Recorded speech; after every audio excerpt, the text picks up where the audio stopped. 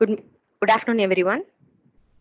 Today we are going to see about the placement and routing of various parts in PCB board in detail. Go to second slide.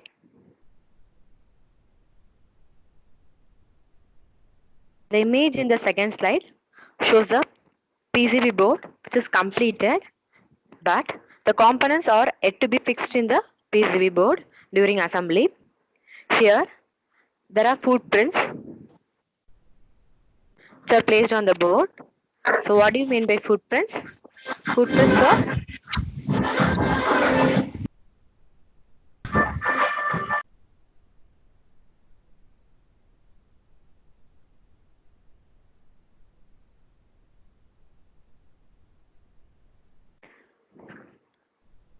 the image provided in the slide 2 is a completed PCB board. It has footprints and there are some silk screens also. Silk screen means, see, there are some letters available in white color. That is for saying example R7, R6. And those letters and numbers are silk screen, which is for the user understanding. We are having those silk screen. Next we will see the placement and routing types. We can have automatic placement and routing. That is the automatic placement of parts is done by the PCB designing tool itself, and also we can have automatic routing also. There is some special consideration for some parts in placement and routing. We will see them. Then go to slide number 4.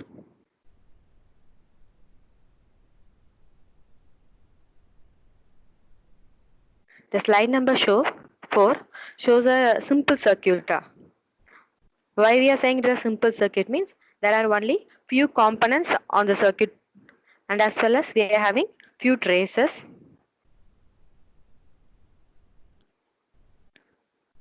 The automatic placement is efficient for simple circuit like this. The software means first will be drawing schematic diagram, and from the schematic diagram netlist will be generated, and the generated netlist will be used by the automatic placement or router, because the netlist only provides the interconnection details for automatic router. Go to the slide number 5. See, there is a complicated circuit. There are so many components and so many traces. There is a routing between different components available. In software, we can have as much complex circuit as like this also. For complicated board, as shown in the figure in slide number 5, automatic router completes 95 to 100% of the connections. The automatic placement is sometimes causing a trouble for boards like high-speed digital boards and for high-performance analog boards, RF boards. For these boards, automatic placement will cause some troubles in placing the parts to meet their requirements, because these high-speed boards and all will have components to be placed in the complicated circuit, so it may lead to some troublesome for the automatic placement. So at that time we'll be going for manual placement. Next, go to the slide number 6. There are some special consideration for placement of components in the circuit, like decoupling capacitors on the PCB. See, in the circuit, that is in the PCB layout diagram provided in the slide number 6, there are several capacitors. Among them, there are some decoupling capacitors also, and those decoupling capacitors should be placed in the board with some special consideration. We will see what are the special consideration required for placing the decoupling capacitor. For that, go to slide number 10.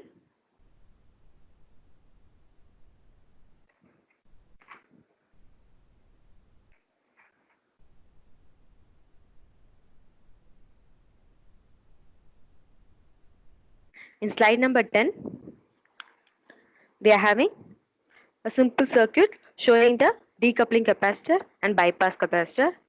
I hope you all know what is meant by decoupling capacitor or what is the purpose of it. The purpose of decoupling capacitor is to observe the noise. Usually decoupling capacitor observes the noise generated by active devices. And these decoupling capacitors should be placed on the board near the power pin. We'll be having the power pin. These decoupling capacitors should be placed near the power pin. Otherwise, the trace connecting the decoupling capacitor and the power pin will act as a inductor. If it is placed far away from if the decoupling capacitor is placed far away from the power pin, it will act as an inductor. So only this decoupling capacitor should be placed nearer to the power pin. So only it acts as a capacitor and removes the noise produced by the active devices. So there is some special consideration for having this decoupling capacitor on the PCB board.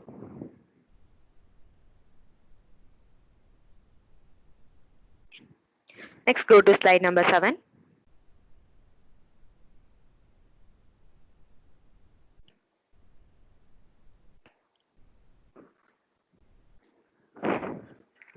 We will see automatic routing.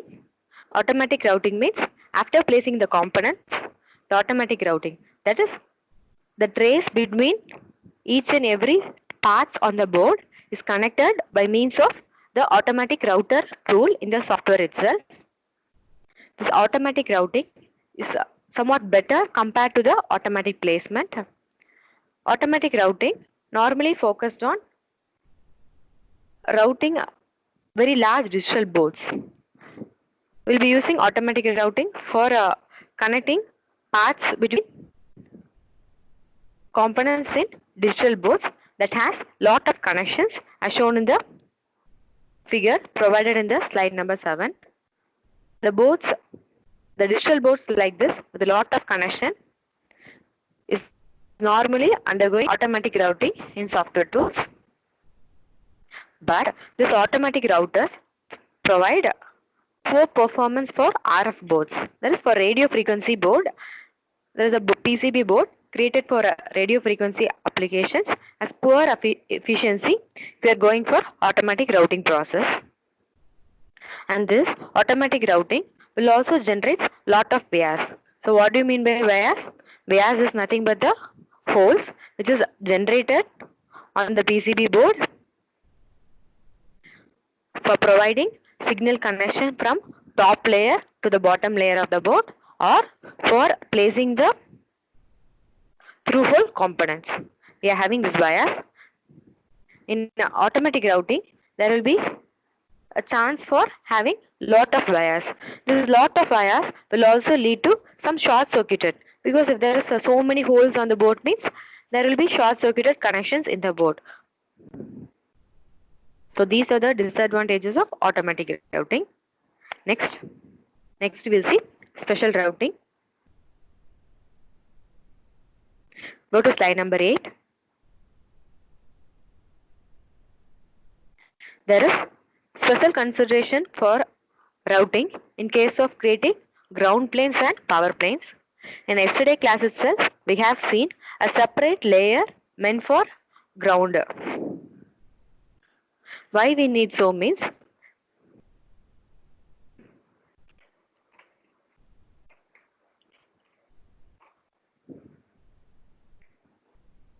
is better to have a huge area of copper or a whole side of the board as ground plane, because this ground plane only shields from external interferences. That is, it reduces the noisy roots and some cross coupling. Cross coupling means the interconnection of traces. Okay, we will see cross coupling in detail. So only we are having separate plane for ground. In some condition, it is impossible to have a separate plane means we can have a huge area for ground. That is a huge area of copper for ground plane. And also for power connection, that is for power distribution network, it is better to be routed with white traces.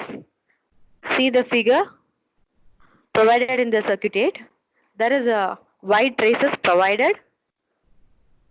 These white traces are normally preferred for power distribution networks.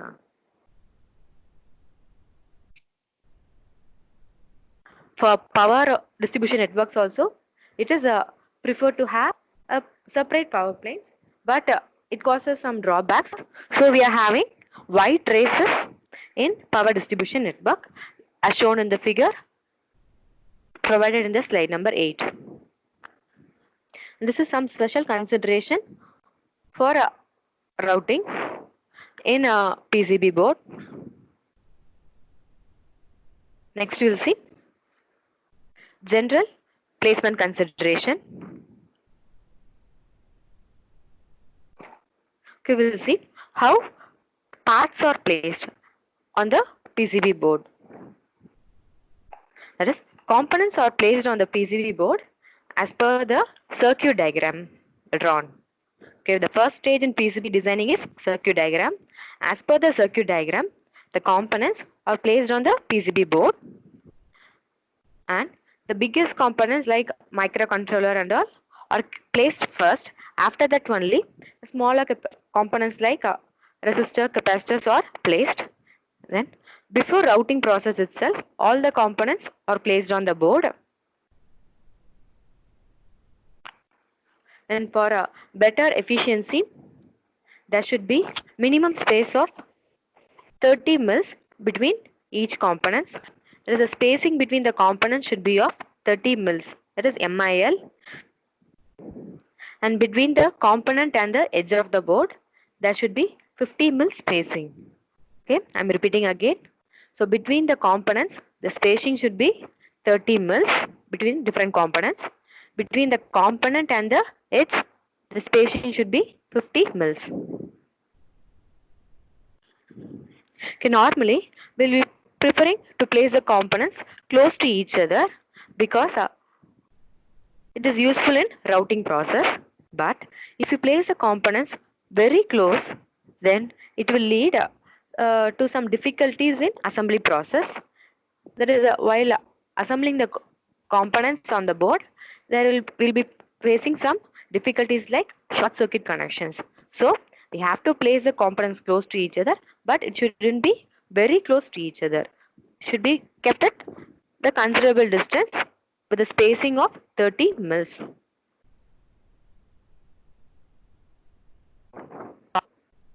And next, we have already seen the special consideration, which is meant for decoupling capacitor. That is only provided in the slide number 10 and 11. So this decoupling capacitor is provided for observing noise generated by the active devices. And this decoupling capacitor should be placed very close to the power pin of the device. Otherwise, the capacitor won't act as a capacitor. It will act as an inductor because the trace connecting the capacitor and the power pin will act as an inductor line. So there won't be any effect of decoupling capacitor.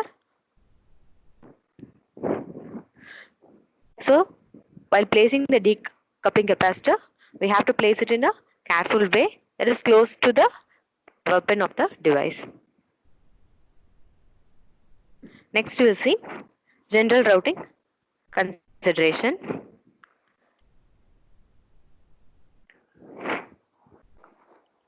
That is go to slide number 12.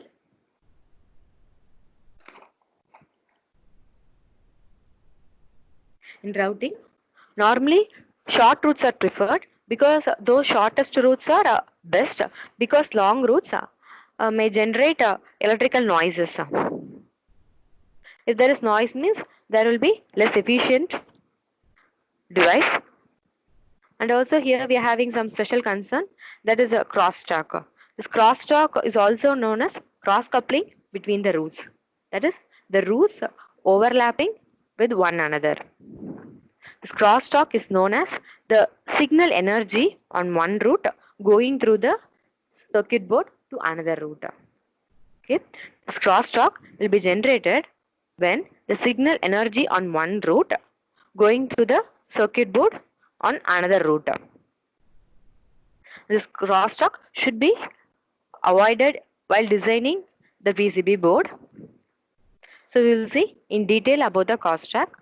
Go to slide number 13.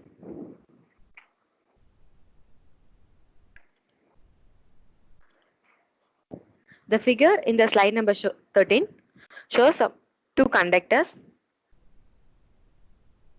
Here, the second conductor in the right side is brought close to the first conductor in the left side, which has change in electric current. Therefore, a magnetic flux will be induced in the second conductor. The second conductor produces magnetic flux against the magnetic flux of the first conductor. If you are making the two conductors close enough to each other, then it will create a mutual inductance between the two conductors. So, when a path on the PCB induces another path near it, it will generate crosstalk. Okay, why we are considering here with the conductors means in PCB board we'll be having copper surface. So this copper is nothing but a conductor. So only here we are considering it with the two copper conductors. So while these two copper conductors are brought close to each other, it will generate mutual inductance, and this mutual inductance will in turn create a coupling and produces crosstalk. So there will be noise in the surrounding PCB lines. Okay.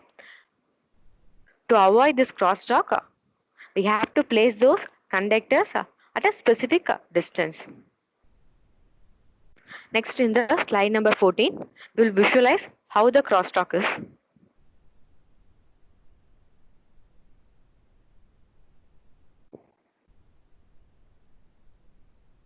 We will see the figure provided in the left hand side in slide number 14.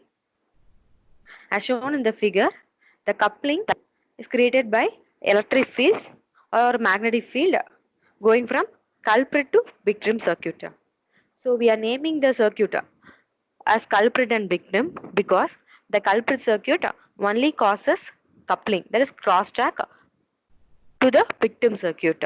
So only we are naming, so in this figure, so this coupling will be from the culprit circuit to the victim circuit because of the generated electric and the magnetic field as shown in the figure. This coupling will create some internal as well as external problems. To minimize this, we have to place this culprit and the victim circuit as far as possible. Okay, so only we have to keep the circuit which produces crosstalk from far as possible in the in the PCB board. It is only provided in the figure shown in the right hand side.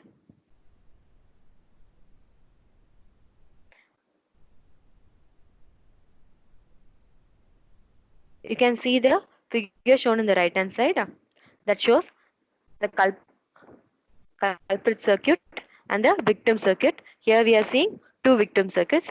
So here there is the marking is the culprit circuit lines and the victim circuit line. This victim circuit 1 line and the victim circuit 2 line we are observing.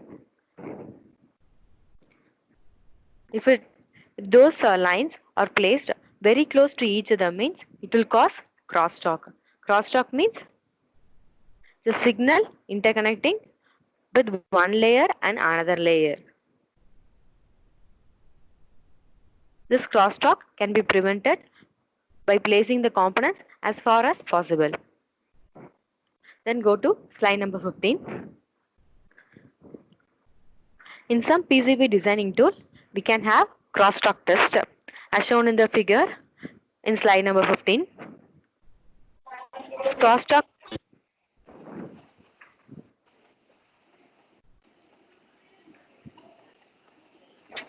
crosstalk.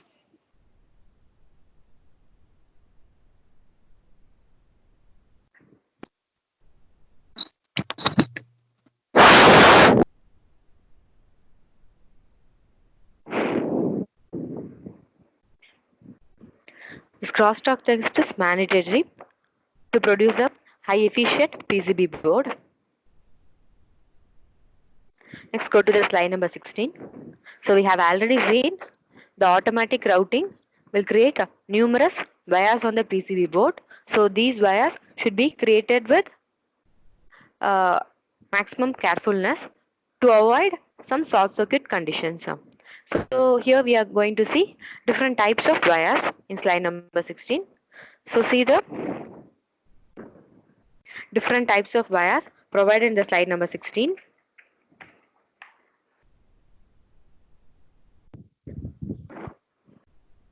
First we will see through hole wire. This through hole wires are the holes generated from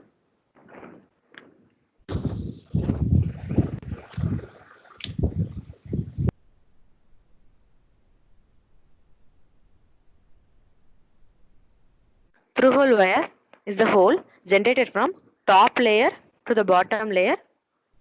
See in the figure, this through hole wire is from the top to the bottom layer, and this wire is meant for establishing connection from top layer to the bottom layer. Also, it is meant for placing through hole components such as resistor or capacitor. And next we will see blind wires, which is next to the through hole wire. See, this blind wire is not connecting top and bottom layer. This blind wire hole only penetrates from exterior layer and ends at the interior layer. It doesn't go to the bottom layer. So this blind wire hole penetrates from exterior layer and ends at the interior layer itself. Here, holes doesn't penetrate through the entire board. That is, it doesn't touch the bottom layer. But PCB is connected at least from top layer to the interior layer. Okay, for this purpose we'll be having blind wires. That's for in case of multi-layer boards, for establishing connection between first layer and third layer. In case of 8-layer circuit, we can have this blind wire. That is only connection between the first layer and the third layer, but totally there are 8 layers. We don't need connection from first layer to 8th layer. We need only connection from first layer to the third layer, means we'll be preferring this blind wire. And next we will see buried wires. This buried wires is provided in the last in the right hand side of the figure.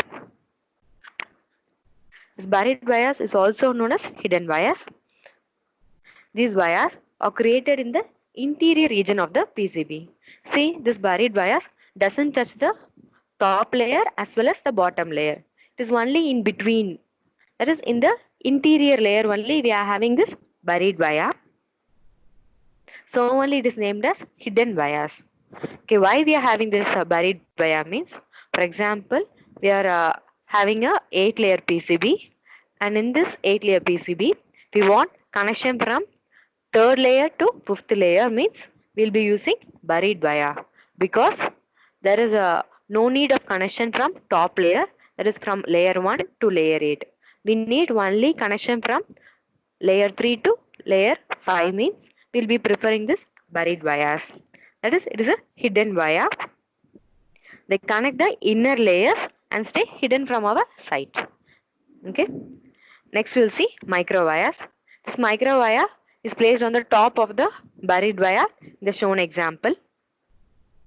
As a name, micro wire.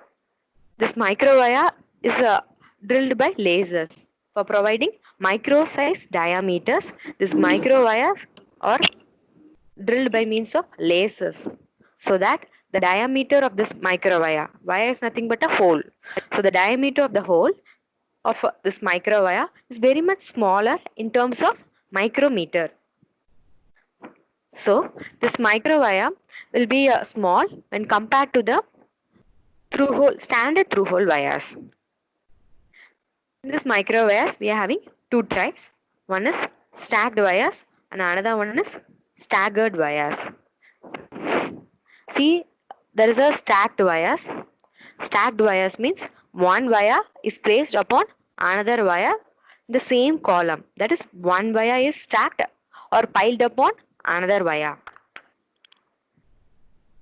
So the stacked vias are applied on the top of another one in different layers. Okay. For example, if you want connection, for example, the same we can consider the same example. That is a 8-layer PCB. We want the connection in first layer and second layer, and that connection should be brought to the third layer. Means we'll be using stacked via. That is, the connection should be on the same place where the connection is on the first layer and where the connection is on the second layer and where the connection is on the third layer. That is, the whole is stacked in the same position on the 3 layers. In that time, we can use the stacked vias.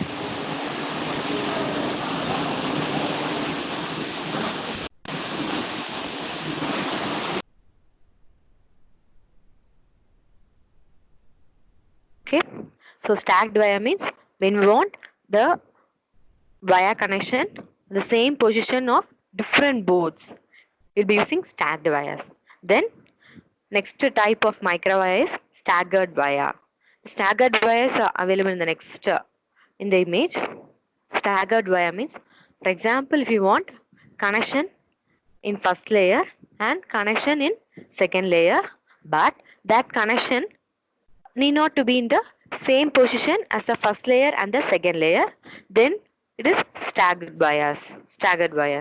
That is, the wire in one layer and the wire in the second layer will be scattered in different position. It is not mandatory to have the wires in the same position. If we are having the wires in the same position, means it is stacked wires. If the wires are scattered in different layers, means it is staggered wire. Okay, these are the types of wires. So these wires will also cause some trouble in PCB layout designing. That is, it should be carefully created, else it may leads to some short circuit. Because if these wires are placed too close, means there will be some interconnection between the copper layer covering those wires. So only we are avoiding numerous wires in the PCB designing. Next, go to slide number 17.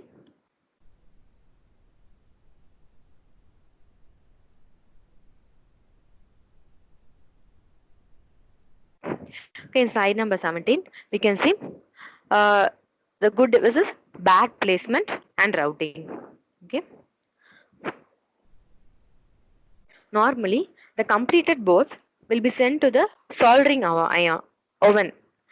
There is a will be having a soldering oven. It is nothing but a machine which provides soldering between the components and the board. That is, for placing the component on the board, we'll be having a machine. It is known as soldering oven.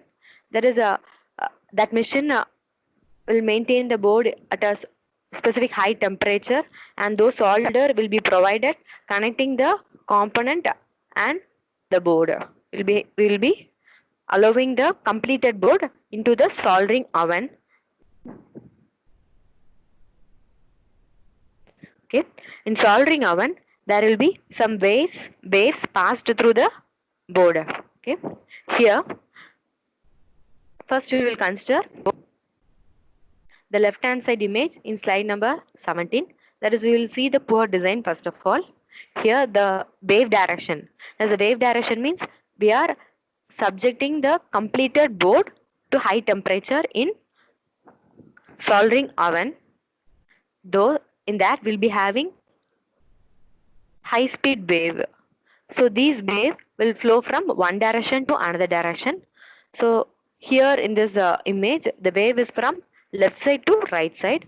So while the wave is flowing from left side to right side, see, we are having a larger size chip on the left side, and small components or small size chips in the left side.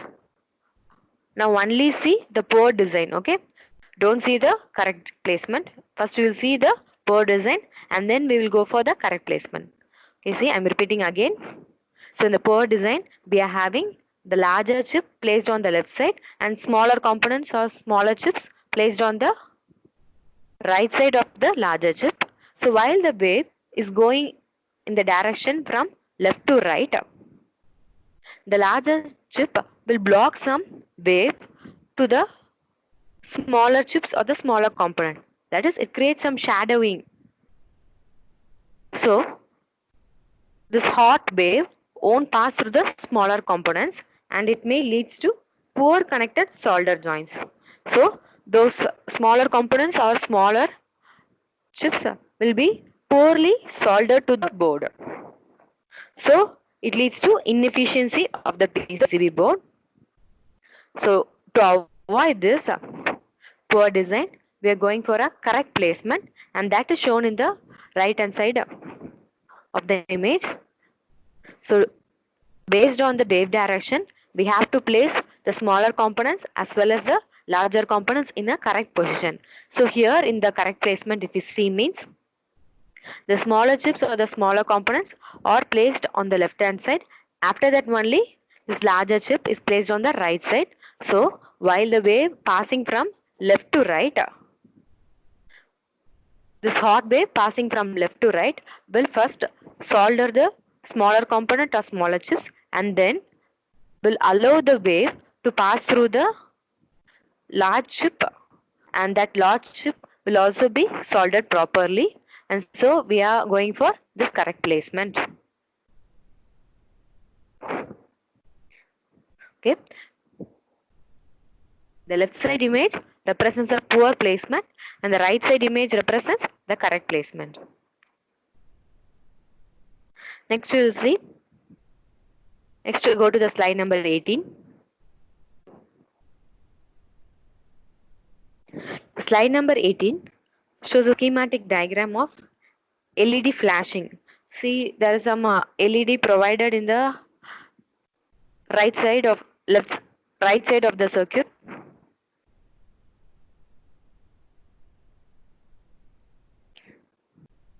These LED will be flashing at regular time intervals because of the any 555 timer IC which is placed in the center of the circuit diagram. That is a schematic diagram.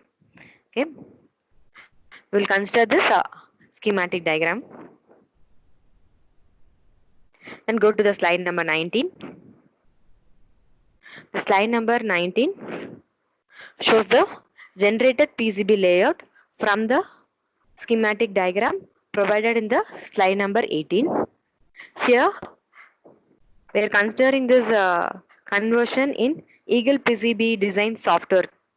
Okay, yesterday's class we have seen the PCB design software named as ECEDA, and this is in the software Eagle PCB design. Okay, so only the color of the parts and the roots are different. So only I'm stressing the software which is used here. Here we are using Eagle PCB design software. You see the figure shown in the slide number 19. So the white outline box that is provided in the right hand side of the image, if you see, means that white outline is nothing but the PCB outline, and the green circles we are having, and we are also having some white parts also, and these all represents the parts. Green and white drawings, green or white outlines represents the parts in this PCB layout. So after converting the schematic diagram into PCB layout, we'll be having image like this. So inside that PCB outline, we'll be placing components one by one, and then we'll be establishing routing connection between each and every component. So here, first, here in the figure shown in slide number 19, first the any 555 timer IC is placed inside the PCB outline, and after that all the components will be placed inside the PCB outline and connections will be established. For better placement and consideration, we'll be considering few points. We will see one by one. First of all, we have to place the components so that the connection between the components is of short length. That is, we'll be generally preferring short route between the components. Okay.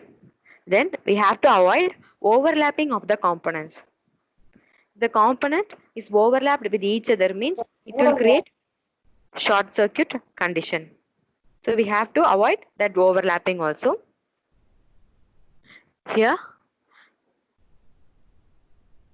in this example provided, if the green circle overlap with another green circle or white outline, then it is the overlapping of paths. So we have to be careful while placing each and every component in this PCB outline without any overlapping, and it should be also placed within shortest route part.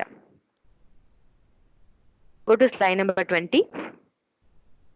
Here, the slide number 20 shows the final optimized design. So here, there is no overlapping between the parts. See, all those green and white outlines doesn't overlap in any part. And also, we are having short distance between each and every part. That is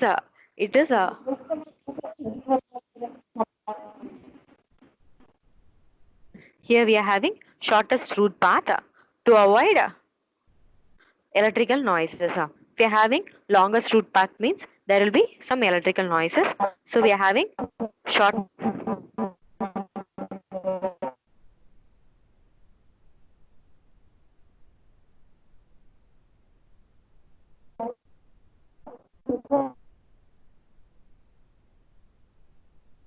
So here we are having shortest route path, as well as there is no overlapping between the parts placed in the PCB layout. Okay, that's all to today's class. We will conclude from the starting. Okay, first, so there is a automatic routing and placement available in the PCB designing tool, and that automatic placement and routing has some pros and cons. Automatic placement is efficient for a simple circuit which has fewer number of components and fewer number of traces, and it is somewhat troublesome in case of complicated circuits.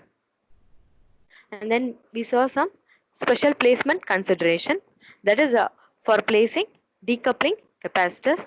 So these decoupling capacitors are available in the circuit to observe the noise produced by the active devices. These decoupling capacitors should be placed near the power pin of the device. If it is placed far away from the power pin, then the trace between the decoupling capacitor and the power pin will act as an inductor, not a capacitor. So to make the decoupling capacitor act as a decoupling capacitor to absorb the noise, we have to place those capacitors near the power pin. And then we saw automatic routing. This automatic routing is comparatively better than automatic placement. Automatic routing is generally preferred for high-speed digital circuit boards, which has a lot of routing available. This automatic routing also, we are having some special consideration, that is in automatic routing we have to establish a separate ground plane or power plane in case of power networking circuits. And then we saw the general placement consideration, that is the components should be placed close to each other, but it shouldn't be placed too close to each other. If it is placed too close to each other means it may leads to short circuit connections also. So we have to be careful in placing the components. And then we have to place the components as shown on the schematic diagram itself to avoid the placement consideration.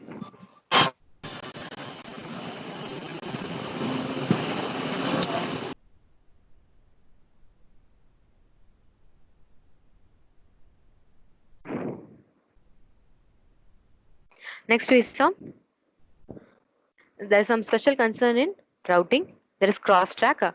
Cross-track or cross-coupling signal is a signal flowing from one route to another route, and it is visualized in some cases, and in some softwares we can have cross-track test also.